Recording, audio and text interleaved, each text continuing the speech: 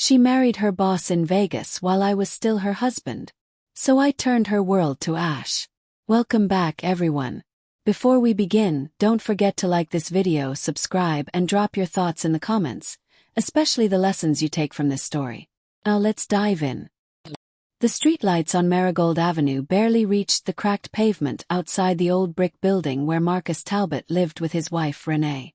It was nearly 1 a.m. in Atlanta, quiet except for a distant siren and the occasional echo of laughter from a late-night corner store.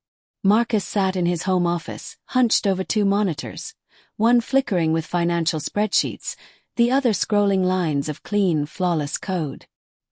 His headphones played the haunting pulse of Coltrane's sax.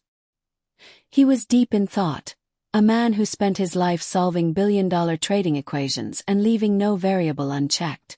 But then, a soft notification blinked across the top of his screen.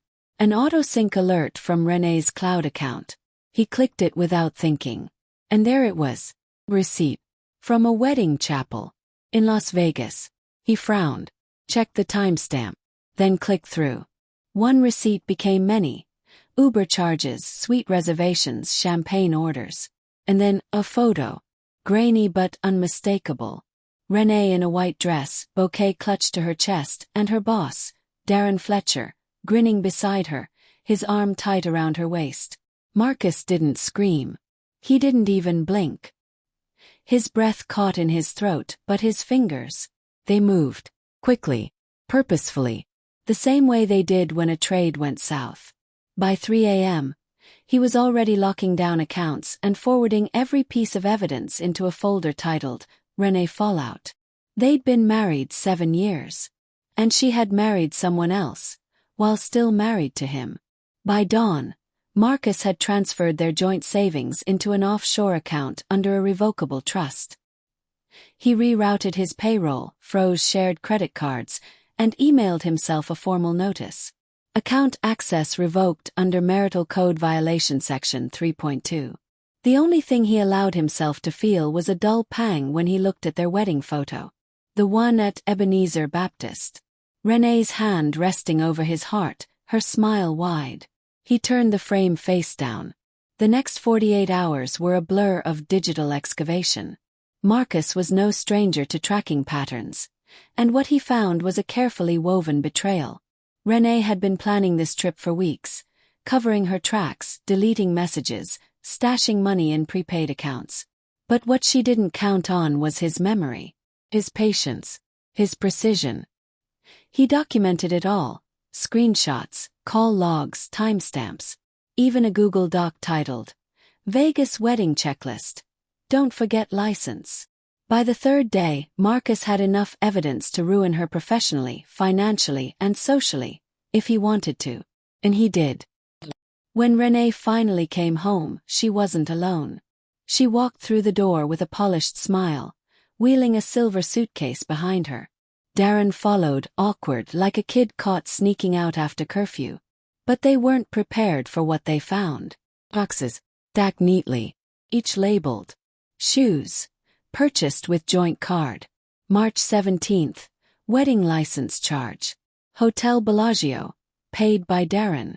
Flight to Vegas. Covered by joint airline points. Renee's mother, her Aunt Mabel, and her younger brother Silas had come to welcome her home. Instead, they stood frozen in the living room, watching Marcus with wide eyes. Renee's mouth opened, but no words came. "We need to talk," she finally muttered. Marcus only nodded. Silent. He laid everything out. The receipts, photos, timeline, and finally, annulment papers. "Bigamy voids our marriage," he said evenly. "You can sign here, or I'll file it through your office, and HR will receive a full copy." The room fell into suffocating silence. Her mother broke into tears. Silas stared at his sister like he didn't recognize her.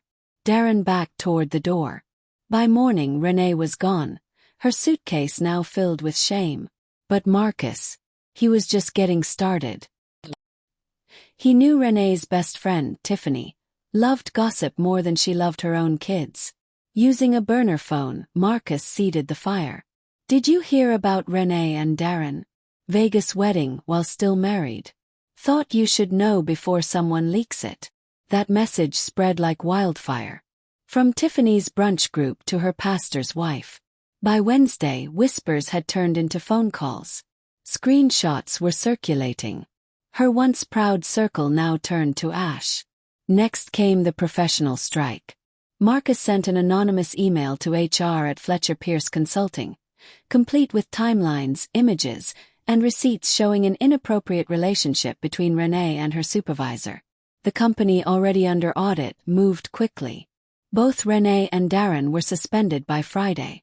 By the following Monday, Darren's wife filed for divorce. Renee, meanwhile, moved back in with her mother, spiraling. She told anyone who'd listen that Marcus had sabotaged her life. But the truth kept coming for her. Silas, digging through old mail, found letters from a credit card company. His name on them. His signature forged. Renee had stolen his identity, opened a card, and racked up over $90,000 in debt. Marcus filed a lawsuit with Silas as a witness. Identity theft, financial fraud, and bigamy. Renee panicked. Filed a police report against Marcus claiming emotional abuse. But when her family's private investigator, Denise Calhoun, looked into it, she found nothing. No angry text. No raised voices. Not even a harsh word on record. At mediation, Denise leaned in and told Renee's lawyer, "Your client's fabricating. This man's clean. And your case is dead in the water." The final court hearing came in late November. Marcus arrived with his attorney, Olivia Grant, a courtroom legend. Cold. Deadly with a binder. She presented everything. With Silas and even Tiffany taking the stand, the judge had no choice. Renee was found guilty of identity theft and bigamy. Her debts were reassigned. Her marriage to Marcus officially void. She was sentenced to 18 months in Fulton County Jail, with mandatory restitution to both Marcus and Silas. Renee didn't take it well. She was erratic behind bars. Angry. Violent. Refusing therapy. A psychologist labeled her with narcissistic traits and antisocial behavior. Obsessed with Marcus, still blaming him for destroying her life. Marcus never replied to her calls. Silas blocked her. Tiffany stopped speaking her name. When she was finally released, she had no friends left. No job. No support. Just rumors and whispers. She showed up at Marcus's new office in Seattle. Hello. Her eyes burned with desperation. "You think this is over?" she hissed. Marcus looked at her like she was a stranger. "It's been over." Then he turned and walked away. The sun dipped behind the Pacific Hills as Marcus drove out of the city. Rain streaked across the windshield.